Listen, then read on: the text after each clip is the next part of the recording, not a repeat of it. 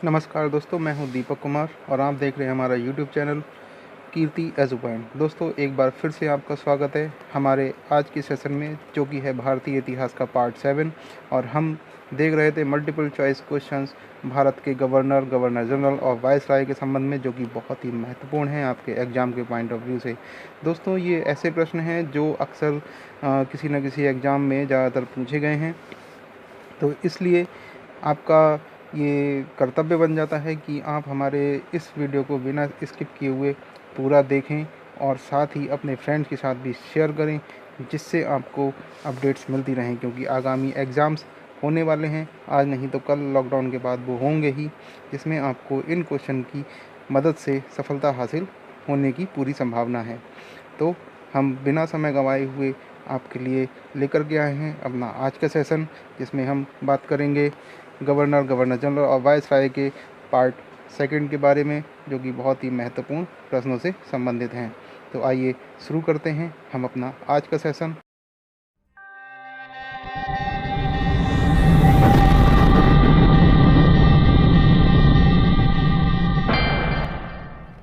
Question number 26, तृतीय आंग्ल मराठा युद्ध किससे संबंधित है?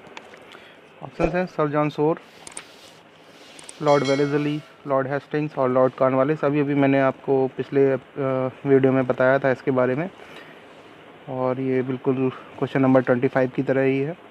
तृतीय आंग्ल मराठा युद्ध जो है वो लॉर्ड हेस्टिंग्स से संबंधित है। तो ये लॉर्ड हेस्टिंग्स जो है 1817 से 1818 के बीच तृतीय आंग्ल मराठा युद्ध हुआ था, इसलिए इसका आंसर ऑप्शन सी सही है। आप इसका ऑप्शन सी सही कर लीजिएगा। नेक्स्ट क्वेश्चन देखते हैं। सर टॉमस मुनरो किन वर्षों में मद्रास के गवर्नर रहे?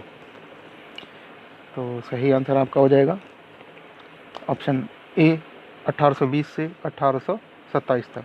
तो सर टॉमस मुनरो 1820 से 1827 ईस्वी तक मद्रास के गवर्नर रहे।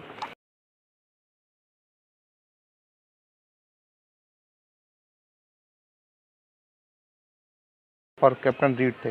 पूछ लिया जाता है कि रैयतवाड़ी व्यवस्था के जो थी वो किसने लागू की थी, तो वो थे टॉमस मुनरो और कैप्टन रीड। इन्होंने सर्वप्रथम तमिलनाडु के 12 महल ज़िले में इसे लागू किया था। उसके बाद यह व्यवस्था मद्रास, बम्बई के कुछ हिस्से और असम तथा कुर्ग में भी लागू कर दी गई। नेक्स्ट क्वेश्चन, तथाकथित कुशासन के आधार पर किस गवर्नर जनरल ने मैसूर राज्य के प्रशासन को ले लिया था? ऑप्शंस हैं वेलेस्ली, हेस्टिंग्स, विलियम बेंटिक या लॉर्ड हॉर्डिंग। तो सही आंसर आपका हो जाएगा option C Lord William Bentinck. तो विलियम बेंटिक ने 1831 में मैसूर और 1834 में कुर्ग एवं कछार की रियासतों को अपने प्रदेश में मिला लिया, क्योंकि वहाँ कथित रूप से बहुत अधिक कुशासन एवं अव्यवस्था फैली हुई थी। नेक्स्ट क्वेश्चन,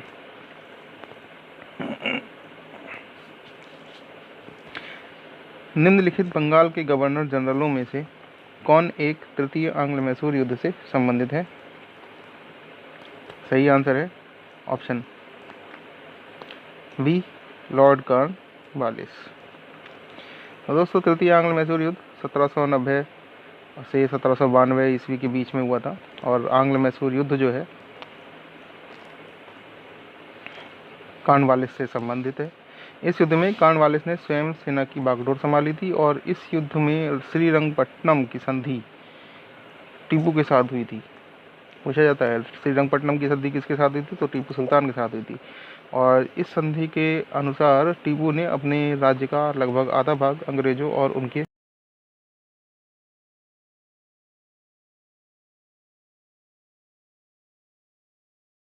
मन में निम्नलिखित में से कौन संबंध था? तो सही आंसर हो जाएगा, बहुत इंपॉर्टेंट क्वेश्चन है, आईएएस प्री में पूछा जा चुका है। तो ठगों के दमन में निम्नलिखित में से कौन संबंधित था? तो इसका आंसर है ऑप्शन बी कैप्टन स्लीमैन। तो ठगों में हिंदू और मुसलमान दोनों धर्मों के अनुयायी सम्मिलित थे, परंतु वास्तव में ये लोग काली, दुर्गा और भवानी की पूजा करते थे।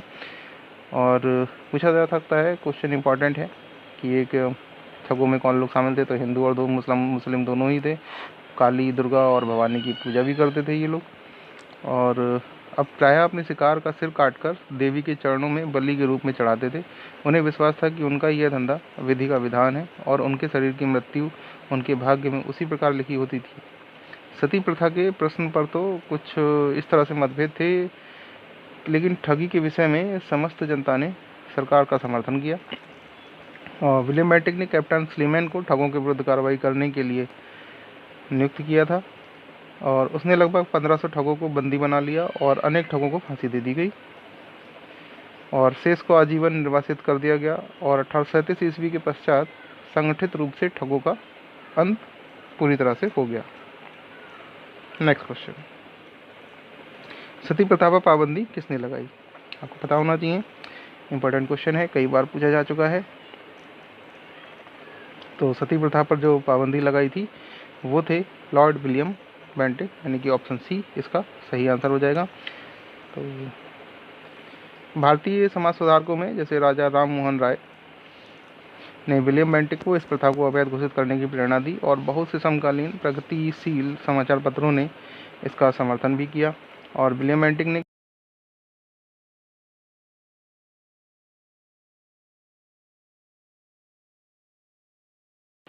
द्वारा विधवाओं को जलाना अवैध घोषित किया गया और आरंभ में यह कानून केवल बंगाल प्रेसिडेंसी में लागू किया गया था और 1830 ईस्वी में यानी मुंबई और मद्रास प्रेसिडेंसी में भी लागू कर दिया गया। इंपॉर्टेंट क्वेश्चन है, कई बार पूछा गया है, MPPSC, UPPSC, प्री मेंस सब में ही पूछा गया है ये क्वेश्चन। चलते हैं नेक्स्ट क्वेश्चन की तरफ। नेक्स्ट क्वेश्चन है हमारा, इनमें से किस वर्ष बंगाल से दासों के निर्यात को रोक दिया गया? तो सही आंसर आपका हो जाएगा ऑप्शन बी 1789। तो 1789 ईस्वी में बंगाल से दासों के निर्यात को बंद कर दिया गया। इंपॉर्टेंट क्वेश्चन है, झारखंड PCS प्री में पूछा जा चुका है। नेक्स्ट क्वेश्चन देखते हैं, लॉर्ड डलहौजी द्वारा अवध का अंग्रेजी राज्य में विलय निम्न में से किस रीति से हुआ? तो सही आंसर है ऑप्शन डी कुप्रशासन के कारण। तो लॉर्ड डलहौजी जो थे 1848 से 1856 तक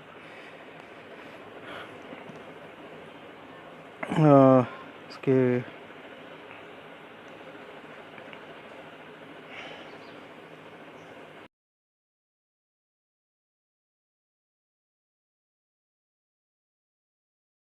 इन्होंने अवध के नवाब वाजिद अली शाह पर कुशासन का आरोप लगाकर 13 फरवरी 1826 को अवध का अंग्रेजी राज्य में विलय कर लिया। और अवध के अतिरिक्त डलहौजी के व्यवगत के सिद्धांत के अंतर्गत विलय किए गए जो प्रदेश थे वो थे सतारा, जैतपुर, संबलपुर, बघात, उदयपुर, झांसी, नागपुर और करौली।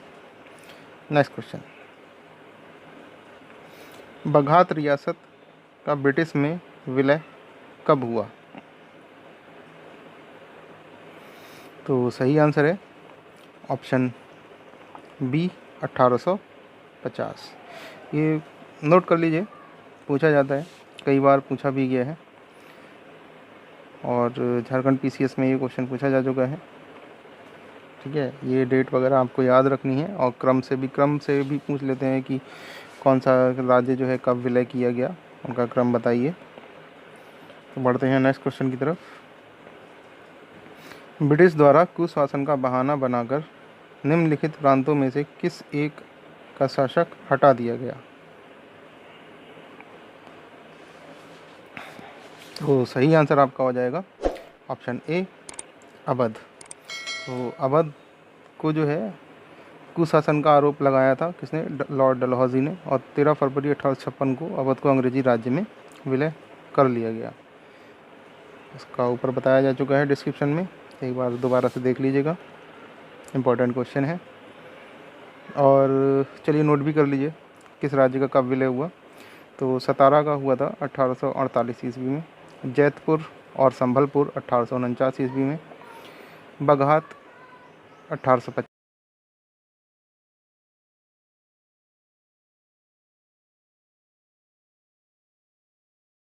1855 ईस्वी में। ये नोट कर लीजिएगा, इम्पोर्टेंट है और क्रम से लगाने के लिए भी आ जाता है कभी कभी। चलते हैं नेक्स्ट क्वेश्चन की तरफ। भारत में ब्रिटिश शासन के दौरान निम्नलिखित राजसी राज्यों के विलय का क्रम पर विचार कीजिए। देखिए वैसे ही क्वेश्चन आ गया, मैंने अभी बताया था झांसी, संबलपुर, सतारा, और मैंने बता भी दिया है कि किसका कब हुआ था। तो इसका सही आंसर हो जाएगा ऑप्शन सी 3, 2, 1। तो सबसे पहले हुआ था सतारा का, उसके बाद संबलपुर का, उसके बाद झांसी का। ठीक है, ये याद रखना है। नेक्स्ट क्वेश्चन देखते हैं। लॉर्ड डलहौजी की विलय नीति का प्रथम शिकार निम्नलिखित में से कौन हुआ था? झांसी, सतारा, करौली, संबलपुर। तो सही आंसर है आपका ऑप्शन बी सतारा, यानी सतारा सबसे पहले जो है लॉर्ड डलहौजी की विलय नीति का शिकार हुआ था। नेक्स्ट क्वेश्चन, सारे क्वेश्चन उसी से मिले जुले हैं, याद रखने हैं आपको। ठीक है, तो नेक्स्ट क्वेश्चन है, जेम्स एंड्रूज रैमजे भारत के किस गवर्नर जनरल का वास्तविक नाम था? बहुत ही इंपॉर्टेंट क्वेश्चन है, उत्तराखंड PCS प्री 2016 में ये पूछा जा चुका है। जेम्स एंड्रूज रैमजे भारत के किस गवर्नर जनरल का वास्तविक नाम था?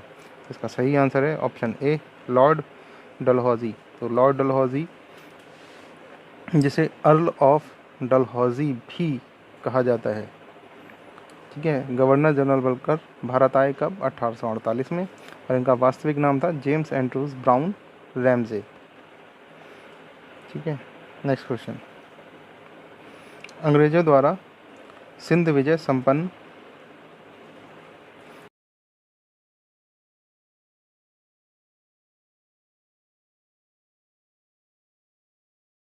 लॉर्ड एलन बैरो के समय में।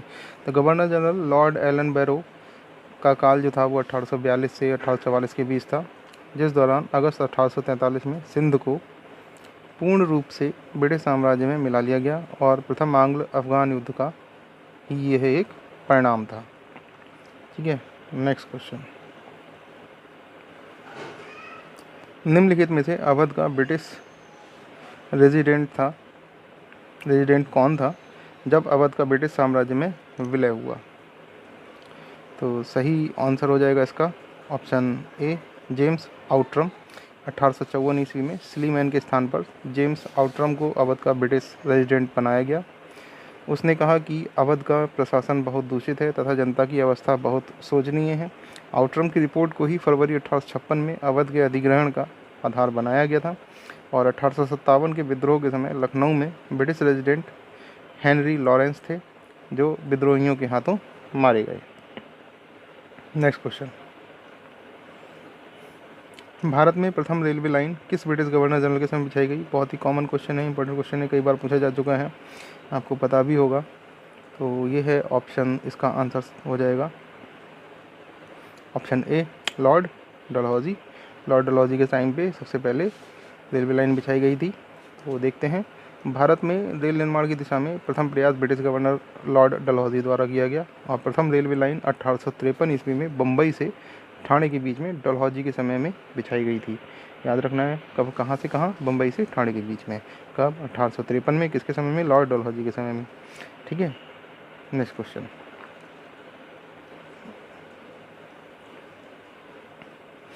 किस कंपनी ने सर्वप्रथम भारत में रेल यात्रा प्रारंभ की?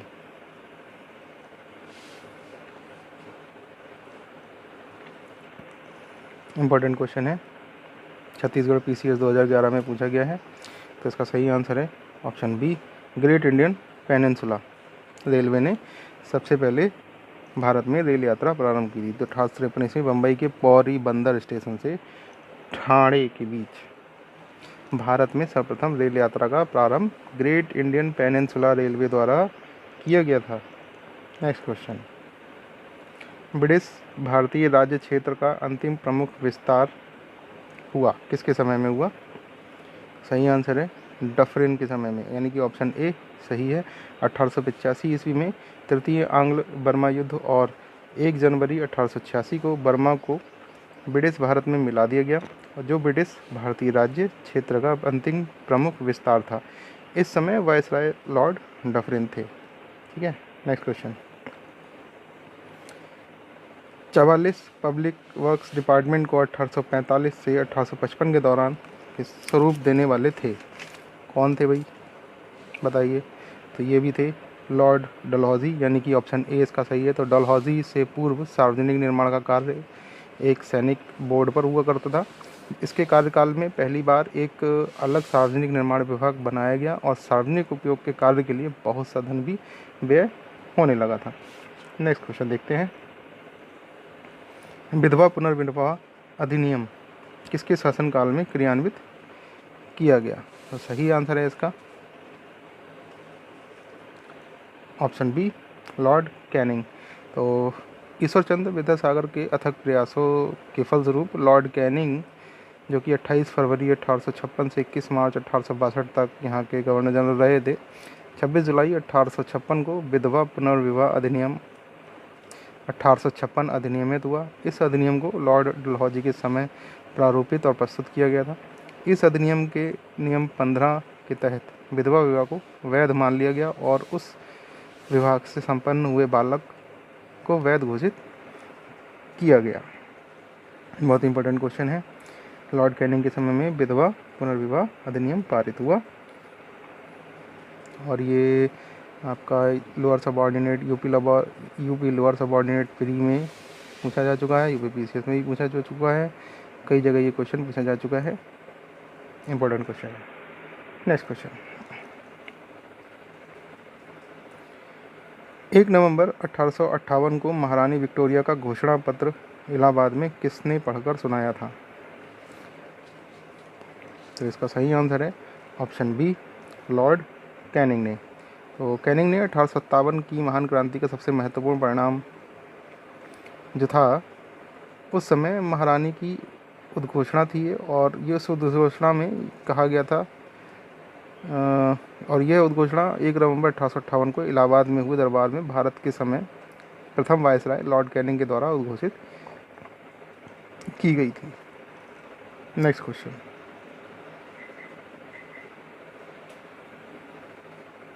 निम्न में से कौन एक भारत का प्रथम वायसराय था? तो सही आंसर है, आपको बताना चाहिए, ऑप्शन सी है इसका answer, Lord Canning. Lord Canning जो थे भारत के प्रथम वायसराय थे। नेक्स्ट क्वेश्चन देखते हैं।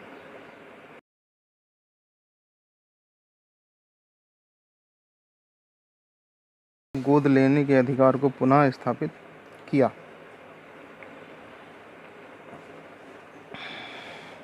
तो इसका सही आंसर है 1858 की साम्राज्ञी की घोषणा ने। तो महारानी की उद्घोषणा 1 नवंबर 1858 को इलाहाबाद में हुए दरबार में लॉर्ड कैनिंग द्वारा उद्घोषित की गई थी। इसमें भारतीय देशी राज्यों के प्रति नीति को भी व्यापक रूप से परिवर्तित किया गया और ब्रिटिश साम्राज्य के लिए संभावित किसी संकटापन्न स्थिति से बचाव के लिए उनका प्रयोग करने हेतु तैयार किया गया। विजय और विलय की नीति का पूर्णतः परित्याग कर दिया गया और देशी राज्यों के शासकों को उत्तराधिकारी गोद लेने की अनुमति भी दे दी गई। नेक्स्ट क्वेश्चन, महारानी विक्टोरिया को भारत की साम्राज्ञी नियुक्त किया गया, कब नियुक्त किया गया? तो सही आंसर है आपका ऑप्शन सी, 1877 में। तो राष्ट्रीय उपाधि अधिनियम ब्रिटिश संसद द्वारा पारित किया गया 1876 में और इस अधिनियम के तहत महारानी विक्टोरिया को 1 जनवरी 1877 को दिल्ली दरबार में भारत की साम्राज्ञी घोषित किया गया। इसी प्रकार सम्राट एडवर्ड 7 को वर्ष 1903 में और जॉर्ज पंचम को वर्ष 1911 में भारत का सम्राट घोषित किया गया था। नेक्स्ट क्वेश्चन, निम्नलिखित में से किस गवर्नर जनरल ने भारत में दास प्रथा का समापन किया? तो सही आंसर आपका हो जाएगा ऑप्शन बी, लॉर्ड एलन बरो। ये पहले ही बता चुका हूँ मैं। तो 1843 के एक्ट 5 के द्वारा भारत में तत्कालीन गवर्नर जनरल लॉर्ड एलन बैरो ने दास प्रथा का उन्मूलन किया था और जिनका कार्यकाल था